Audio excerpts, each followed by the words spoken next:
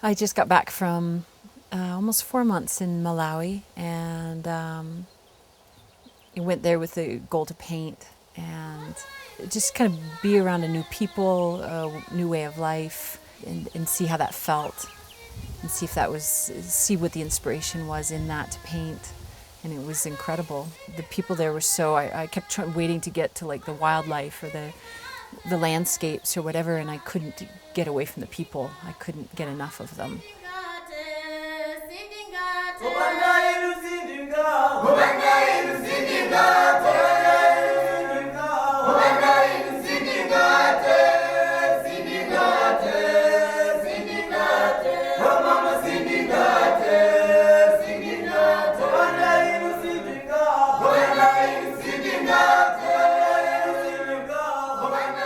While I was in Malawi, the first night I got there, there was a robbery. They came into the house while we were sleeping and took pretty much everything that I'd brought, about $10,000 worth of stuff, but they left my primed paper and they left my paints, which was incredible because that's something I couldn't have replaced. I couldn't have gotten more gessoed paper.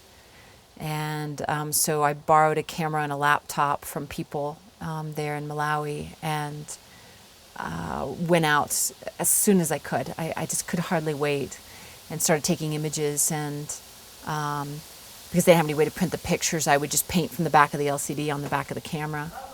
I think the best was when I would go into the villages and see the children, see the women, see the men working like actually there in their village. They were so warm and so welcoming, and often when I would take the pictures, I would then get them printed and take them back to the village, which is, they've never seen themselves on a print. And even just taking the picture of them, I would then turn the camera around so they could see the back of the camera, and they would just start screaming and laughing and running and sometimes hitting each other. They just would go crazy, and because they'd never seen anything like that. So I ended up going to visit a Buddhist orphanage called Amatofo Care Center in Blantyre, Malawi, and drove down there. It was about 6 hours from Lilongwe. I went down by myself and spent 3 days there, just hanging out with the little girls, mostly the little girls, a little bit with the boys. I did some art with them, did some drawing with them. I would sit with them and do some reading with them, and then eventually was talking to one of the monks there. They're Taiwanese. And so I said, I don't know if me taking a percentage of my paintings, giving you the money, is what you need. And he said, we're fine. We don't need your money, which was an amazing thing to hear. He was very honest. And he said, we need books. And so I decided that I was going to try to find a way to get them books. But I've started doing art raffles. So I take one of my pieces of work and offer it. And for 2 books, 2 soft-covered books, I'm giving people a raffle ticket for the painting. And so just in one night, last night at the show opening, we got over probably around 200 books. My goal for the paintings was I felt really excited to get them back here and to show them.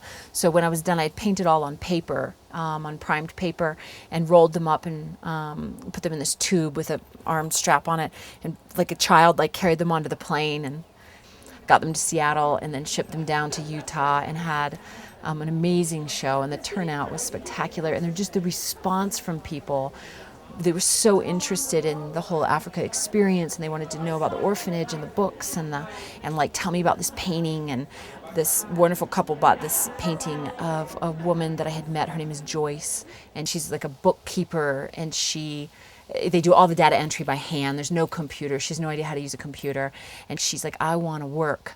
I don't want to have kids, not now, maybe later, but not now. And that's a really rare thing to hear that in Malawi, to hear a woman like, I want to work. She wants to have a career. Painting her was amazing. And then showing her at the show and then explaining it to someone who's interested in buying this and having this painting in their house was such a process. And when we were there hanging the show earlier in the day, I just felt like I just felt like I was going to cry, because I was like, I can't believe they've made it back here. These paintings, these children that kind of came through, and here they are at this show, and then to have people respond so fantastically was really a beautiful thing.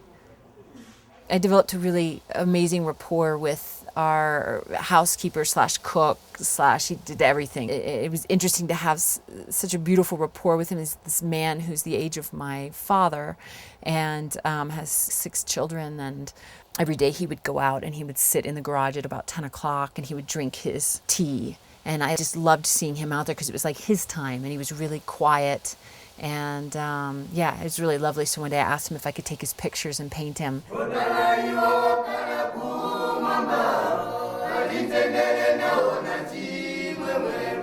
I'm trying to get a grant to go back to Malawi because I spent some time in a pottery there called Nkota Pottery, where I worked for 2 weeks with indigenous clays, using sawdust kilns and working with some locals who work there at the pottery, trying to figure out how to do the figuratives that I paint in clay.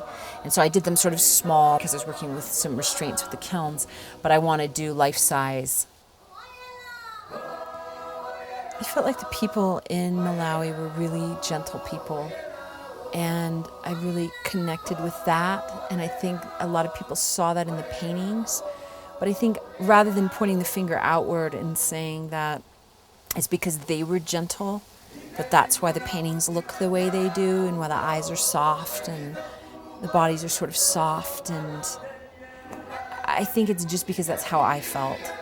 And so I think that as usual, what's happening is that I'm having an experience of gentle, and then I'm projecting it onto them.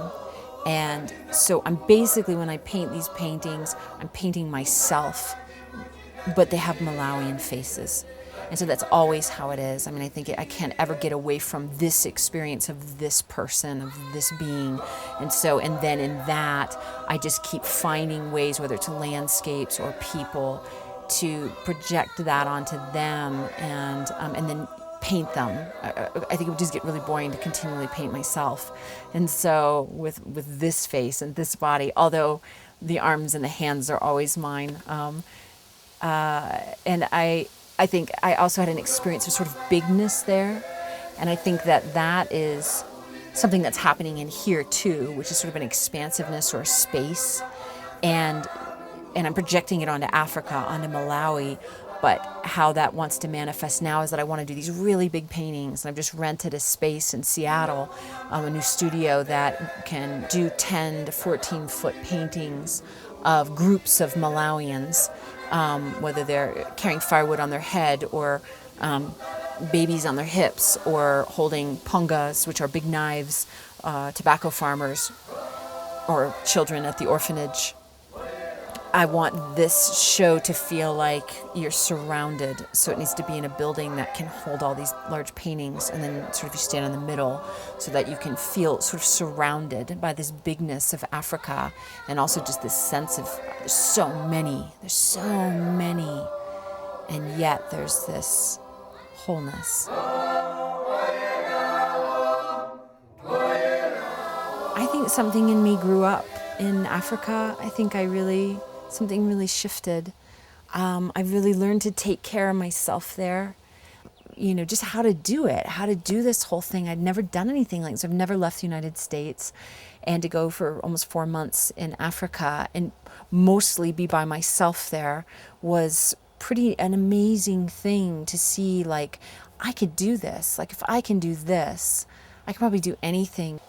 Africa was a real gift in that way, because I feel like whether I travel again, I don't know, but outside of the States, but I feel like I could now. Before, I think I was too immature to do it and too afraid.